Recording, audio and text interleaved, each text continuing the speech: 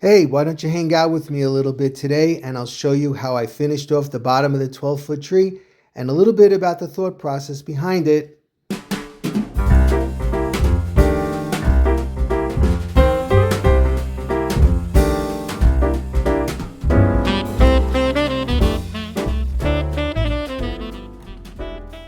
Okay, so we already discussed how I initially set up the tree, and then we had a whole video of Marianne going over a lot of the ornaments. So I'm not going to talk about that because that would be redundant. We did that already. So basically, I just wanted to tell you about my thought process for the tree.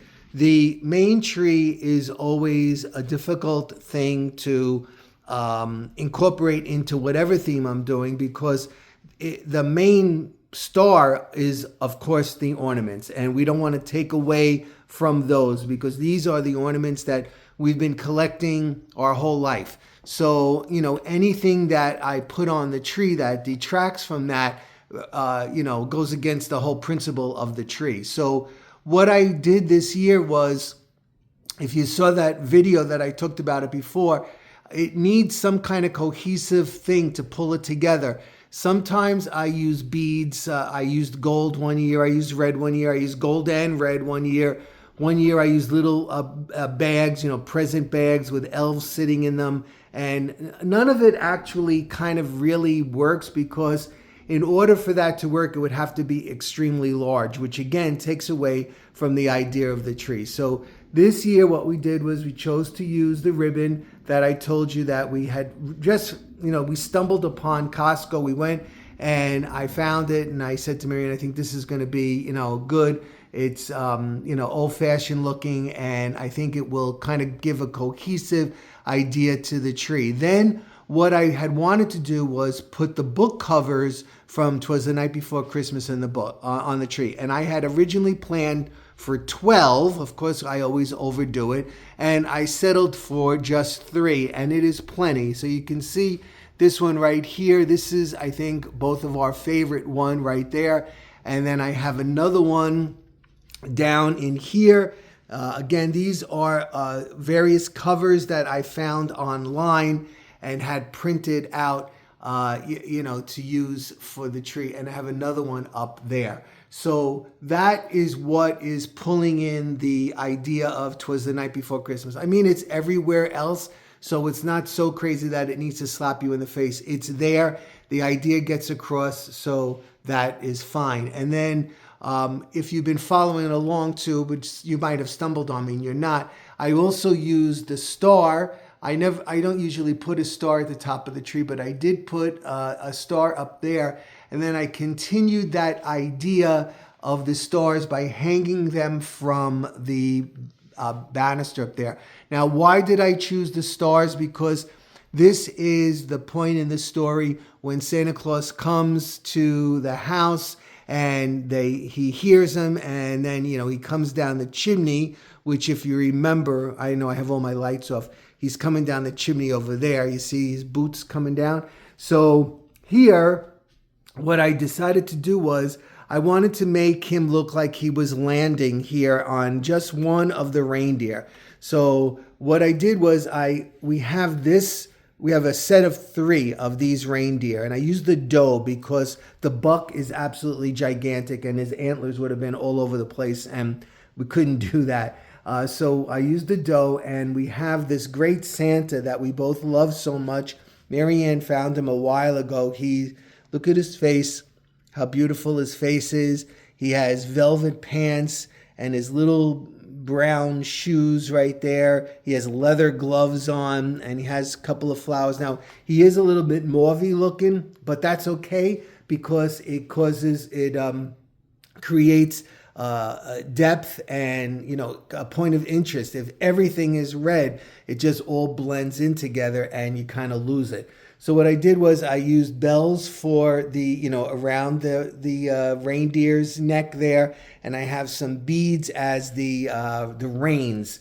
Now, like I said, this is him landing right down in here. So this is the bottom right over here.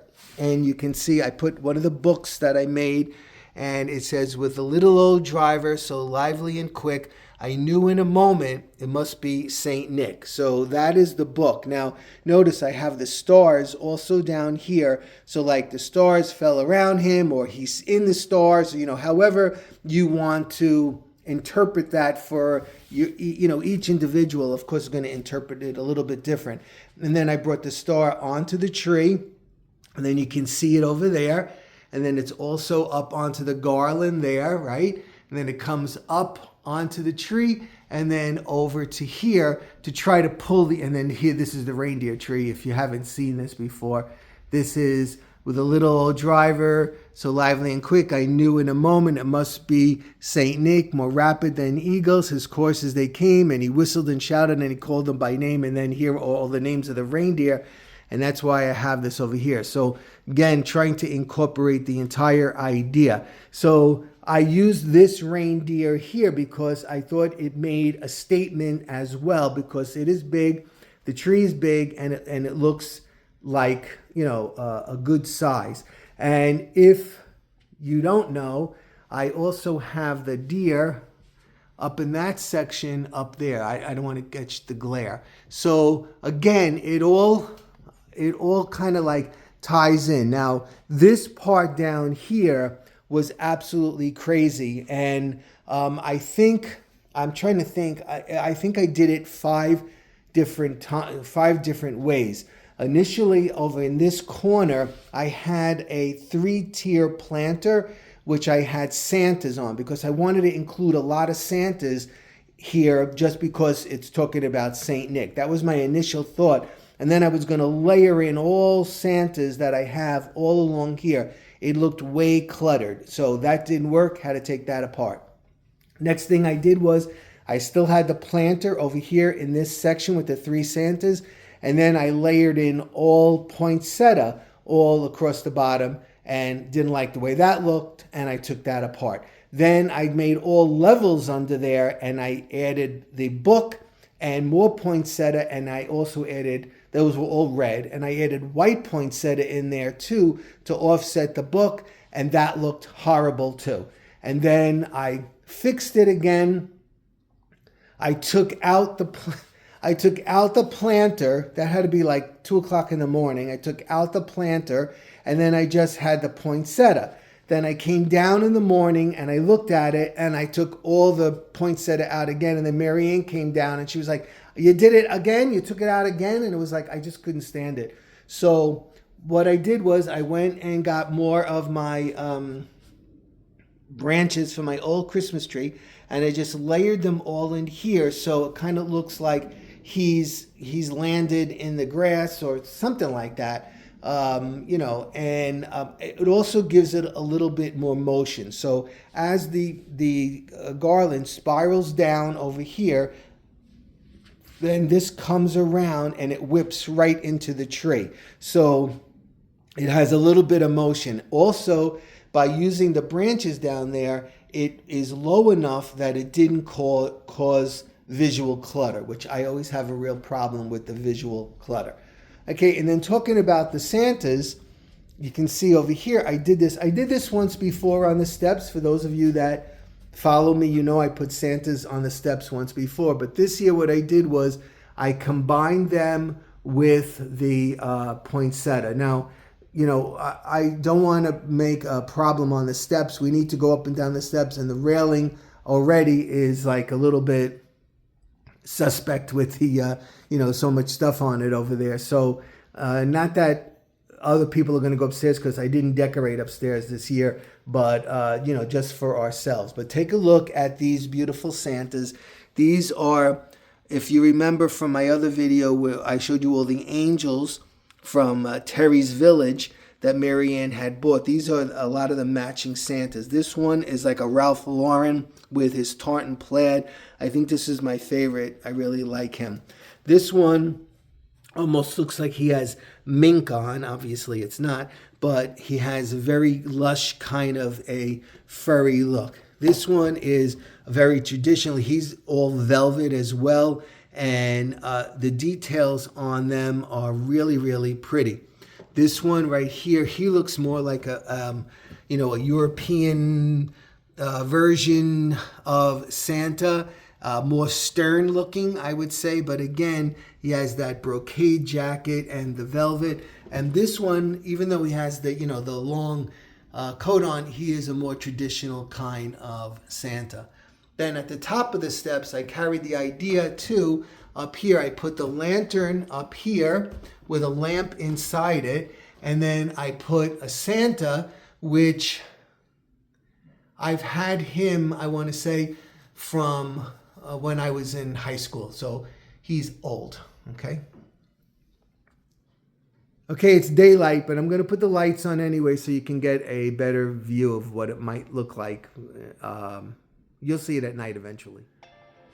Okay, so it's difficult to see because it's so bright out, but I wanted you to see it with the lights on. And this is the view when someone comes in the front door.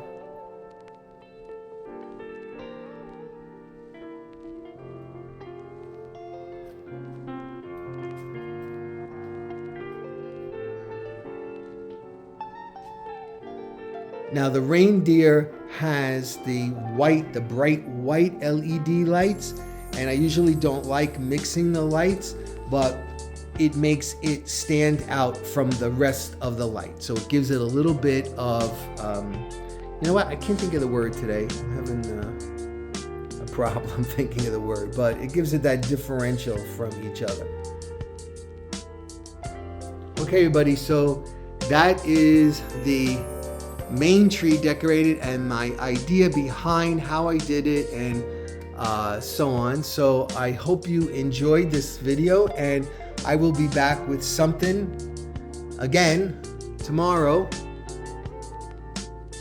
and I will continue as long as I can before I give the home tour, because I'm trying to let everybody take in, get the understanding of what I did and why I did it. So if you just stumbled on me, please consider subscribing and join me for the rest of my Christmas adventures for 2025. Okay, everybody, take care. I hope you're having a great day, and I will be seeing you soon. Bye-bye.